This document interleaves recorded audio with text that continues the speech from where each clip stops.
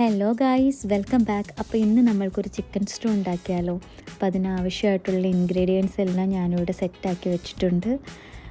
നമ്മൾക്ക് വേണ്ടത് പച്ചമുളക്, സവോള, വെളുത്തുള്ളി, ഇഞ്ചി, ക്യാരറ്റ്, പൊട്ടാറ്റോ, പിന്നെ കുറച്ച് കറിവേപ്പില, മെയിൻ ഇൻഗ്രീഡിയൻറ്റ് ചിക്കൻ.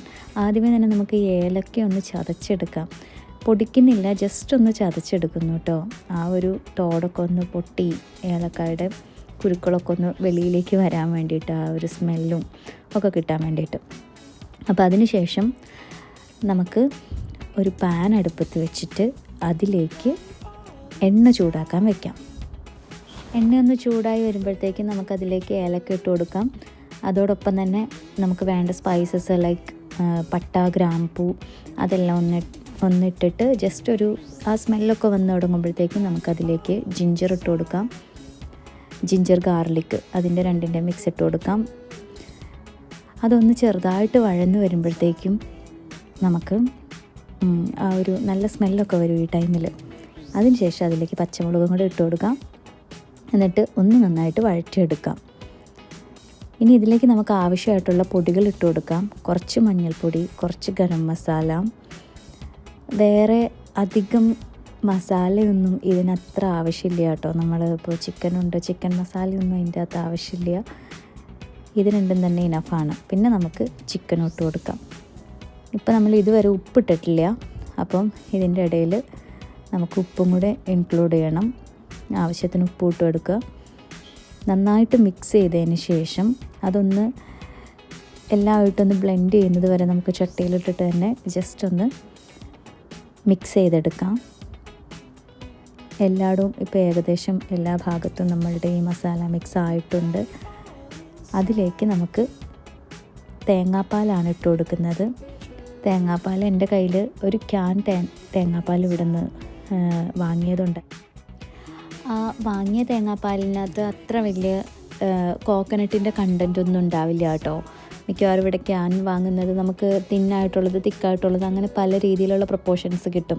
അപ്പോൾ നമുക്ക് അതിനകത്ത് നമ്മളുടെ ഈ ഒന്നാം പാൽ, രണ്ടാം പാൽ അങ്ങനത്തെ ഒരു സെറ്റപ്പിൽ എടുക്കാൻ പറ്റില്ല. ചിലതൊക്കെ ഭയങ്കര തിന്നായിട്ടായിരിക്കും വരണത്. അപ്പോൾ നമുക്ക് രണ്ടാം പാലെന്നുള്ള ഒരു രീതിയിൽ മാത്രമേ യൂസ് ചെയ്യാൻ പറ്റുള്ളൂ. അപ്പോൾ എൻ്റെ കയ്യിലിരിക്കുന്നത് അങ്ങനെ തിന്നായിട്ടുള്ള, അതായത് കോക്കനട്ടിൻ്റെ കണ്ടൻറ്റ് വളരെ കുറവുള്ള ഒരു തേങ്ങാപ്പാലായിരുന്നു. അപ്പോൾ ഞാൻ അതാണ് കേട്ടോ ഇവിടെ രണ്ടാം പാലിനുള്ളൊരു സെറ്റപ്പിൽ ഫസ്റ്റ് യൂസ് ചെയ്തത്.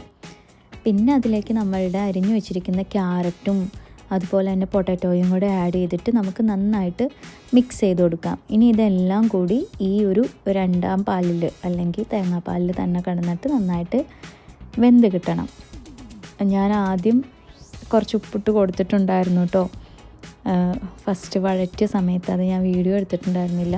അപ്പോൾ വീണ്ടും നമ്മളിപ്പോൾ ഈ തേങ്ങാപ്പാലൊക്കെ ആഡ് ചെയ്തപ്പോൾ അതിനൊരു ചെറിയൊരു മധുരമൊക്കെ ആയിട്ടുണ്ടാവും. അപ്പോൾ നമ്മൾ ഉപ്പ് നോക്കിയിട്ട് ആവശ്യമെങ്കിൽ അത് ആഡ് ചെയ്ത് കൊടുക്കുക.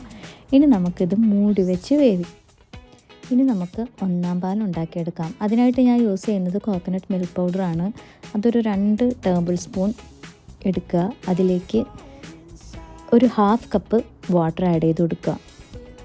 അതിൻ്റെ കൃത്യമായിട്ടുള്ള അളവെന്ന് പറയുന്നത് എനിക്ക് തോന്നുന്നു 6 ടേബിൾ സ്പൂൺ എന്തോ ആണ് വാട്ടറിൻ്റെ ലെവൽ. അതെനിക്ക് അത്ര അറിയില്ല. അപ്പോൾ ഞാൻ ഏകദേശം ഒരു 1/2 കപ്പ് വെള്ളമാണ് എടുത്തേക്കുന്നത്. ദെൻ അതിലേക്ക് ഇത് നന്നായിട്ട് ആ വെള്ളം ഉപയോഗിച്ചിട്ട് നന്നായിട്ട് മിക്സ് ചെയ്തെടുക്കുക. ലാസ്റ്റ് മിക്സൊക്കെ ചെയ്ത് കഴിഞ്ഞപ്പോഴത്തേക്കും എനിക്ക് അത്ര പോരാന്ന് തോന്നി കട്ടി. അതുകൊണ്ട് ഞാനൊരു 1/2 ടേബിൾ സ്പൂണും കൂടെ ആഡ് ചെയ്തിട്ടുണ്ട് കേട്ടോ കോക്കനട്ട് മിൽക്ക് പൗഡർ. ദെൻ നന്നായിട്ട് മിക്സ് ചെയ്ത് അത് മാറ്റി വയ്ക്കാം. ഇപ്പോൾ നമ്മളുടെ ചിക്കൻ ഏകദേശം വെന്തുകൊണ്ടിരിക്കുകയാണ്. വളരെ പെട്ടെന്ന് ഉണ്ടാക്കി കഴിയാം കേട്ടോ ഈ ഒരു കറി. കാരണം ഒന്നിനും അത്ര വലിയ ഒരുപാട് നേരമൊന്നും വേണ്ട. എനിക്ക് തോന്നുന്നു ഒരു 12-15 മിനിറ്റിലൊക്കെ ഈ തേങ്ങാപ്പാലിൽ കിടന്നിട്ട് എല്ലാം വെന്ത് കിട്ടിക്കോളും. പിന്നെ ഞാനാണെങ്കിൽ ഇവിടെ എടുത്തേക്കുന്നത് അത്ര ബോണുള്ള പോർഷൻ അധികം ഇല്ല. അപ്പം എൻ്റെ കയ്യിൽ ചിക്കൻ ലെഗ് പീസായിരുന്നു ഉണ്ടായിരുന്നത്, റൈസ്. അപ്പോൾ അതിൽ നിന്ന് ഞാനിങ്ങനെ അത് നുറുക്കിയെടുത്തിട്ടാണ് ചെയ്തത്. അപ്പോൾ ചെറുതായിട്ട് ബോണുള്ള പോർഷനുണ്ട്.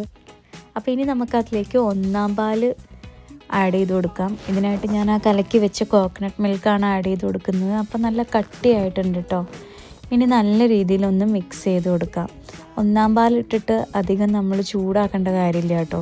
പിന്നെ നമുക്ക് കടുക് വറുക്കാം. അതിനായിട്ടൊരു പാൻ അടുപ്പത്ത് വെച്ചിട്ട് നന്നായിട്ട് ചൂടാകുമ്പോൾ എണ്ണ ഒഴിക്കുക. അതിനുശേഷം കടുക് ഇട്ട് കൊടുക്കുക. കുറച്ച് വറ്റൽമുളക് ആഡ് ചെയ്ത് കൊടുക്കുക. നന്നായിട്ട് അതൊന്ന് വഴണ്ട് വരുമ്പോഴത്തേക്കും കുറച്ച് കുഞ്ഞുള്ളിയും കൂടെ ആഡ് ചെയ്ത് കൊടുക്കുക. ചെറുതായിട്ട് അരിഞ്ഞ കുഞ്ഞുള്ളി അതും നല്ല രീതിയിലൊന്ന് വഴറ്റിയെടുത്ത് കഴിയുമ്പോഴത്തേക്കും നമുക്ക് ഇതിനകത്ത് പൊടികളൊന്നും ഇനി ആഡ് ചെയ്യേണ്ട കാര്യമില്ല. ഒരു ഗോൾഡൻ ബ്രൗൺ ആവുന്നവരെ ഒന്ന് വഴറ്റിയെടുത്താൽ മതി. അതിനുശേഷം നമുക്ക് ഇതെല്ലാം കൂടി കറിയിലേക്ക് ഒന്ന് ആഡ് ചെയ്ത് കൊടുക്കാം. അപ്പോൾ ഇനി എന്താ, ഇതെല്ലാം കൂടി ആഡ് ചെയ്തിട്ട് കുറച്ച് നേരം കറി ഒന്ന് മൂടി വെക്കണം. അപ്പോഴത്തേക്കും ഈ ഉള്ളിയുടെ സ്മെല്ലൊക്കെ കറിയുടെ എല്ലാ ഭാഗത്തേക്കും ആഡ് ആയിക്കോളും. നല്ല ടേസ്റ്റ് ഉണ്ടായിരുന്നു കേട്ടോ കഴിക്കാനായിട്ട്. ഞങ്ങളന്ന് കോമ്പിനേഷനായിട്ട് കഴിച്ചത് അപ്പമായിരുന്നു. നമുക്ക് അപ്പത്തിൻ്റെയോ ചപ്പാത്തിയുടെയോ പൂരിയുടെയോ ഒക്കെ കൂടെ കഴിക്കാം. നല്ല ടേസ്റ്റ് ഉണ്ടായിരുന്നു കേട്ടോ. അപ്പോൾ എല്ലാവരും മറക്കാതെ ഉണ്ടാക്കി നോക്കണം. Thanks for watching. അപ്പോൾ അടുത്തൊരു വീഡിയോ ആയിട്ട് കാണുന്നത് വരെ എല്ലാവർക്കും ബായ്.